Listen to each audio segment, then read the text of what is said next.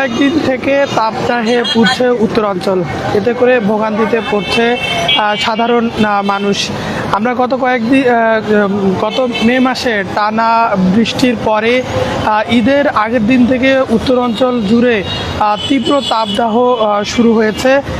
আজকে আবহাওয়া অফিসের তথ্য অনুযায়ী আজকে 36 ডিগ্রি সেলসিয়াস তাপমাত্রা রেকর্ড করা হয়েছে দুপুর 12টায়, এবং গত দুদিনে এই তাপমাত্রা রেকর্ড করা হয়েছে 37 ডিগ্রি সেলসিয়াসেরও উপরে। এবং আবহাওয়া অফিস যেটি বলছে যে বিগত সময় এই রংপুরেই 39 ডিগ্রি সেলসিয়াস তাপমাত্রা রেকর্ড করা হয়েছিল, এবং এবছর সেটি ছাড়িয়ে যাওয়ারও সংখ্যা রয়েছে।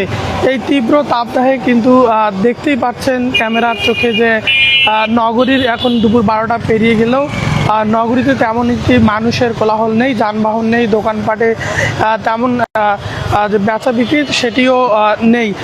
এবং এই তাপে মানুষ ঘর থেকে বের হচ্ছে না, যাদের একদম প্রয়োজন তারাই শুধু এই বাসা থেকে বের হচ্ছে, এবং বের হলেও বেশিক্ষণ তারা বাইরে থাকছে না, কাজ শেষেই আবার ফিরে যাচ্ছে। এই তাপে সবচেয়ে বেশি বিপাকে পড়েছে যারা খেটে খাওয়া মানুষ রয়েছে, তারাই সবচেয়ে বেশি বিপাকে রয়েছেন। যেহেতু তাদের পেটের দায়ে বাসা থেকে বের হতেই হবে, তারাই সবচেয়ে বেশি বিপাকে রয়েছেন। যদিও উত্তরাঞ্চল কৃষি নির্ভর একটি জেলা, এই উত্তরাঞ্চলে কৃষিতেও এই তীব্র তাপদাহ কিন্তু ফসলের ক্ষতি হবে এমনটা বলছেন কৃষকরা। এবং এই তাপদাহের কারণ হিসেবে আবহাওয়াবিদ যারা রয়েছেন তারা বলছেন যে অপরিকল্পিত নগর উন্নয়ন এবং অসচেতনতার কারণেই এই তাপদাহ বাড়ছে, এবং উত্তরাঞ্চলে যে নদীগুলো রয়েছে সেই নদীগুলো শুকিয়ে যাচ্ছে। এতে করে বাষ্পীভূত কম হওয়ার কারণেই এই তাপদাহ হচ্ছে এমনটা বলছেন আবহাওয়াবিদরা। এবং তারা বলছেন যে ভবিষ্যতে যদি সতর্ক না হওয়া যায় তাহলে এই তাপদাহ আরও বাড়বে।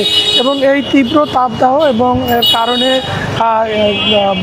বাড়িতে যারা শিশু রয়েছেন, শিশু থেকে বৃদ্ধ যারা রয়েছেন তারা কিন্তু অসুস্থ হয়ে পড়ছেন, এবং রংপুর মেডিকেল কলেজ হাসপাতালেও এই সংক্রান্ত রোগীর সংখ্যাও বাড়ছেন। এবং চিকিৎসক যারা রয়েছেন তারা বলছেন যে এই তীব্র তাপদাহে প্রয়োজন ছাড়া ঘর থেকে বের না হতে, এবং পর্যাপ্ত পরিমাণে পানি পান করতে, এবং ছায়াযুক্ত জায়গায় থাকতে, এবং বিশেষ করে শিশু এবং বয়স্কদের খেয়াল রাখতে, এমনটাই বলছেন চিকিৎসকরা। এই ছিল রংপুর থেকে তীব্র তাপদাহের সর্বশেষ।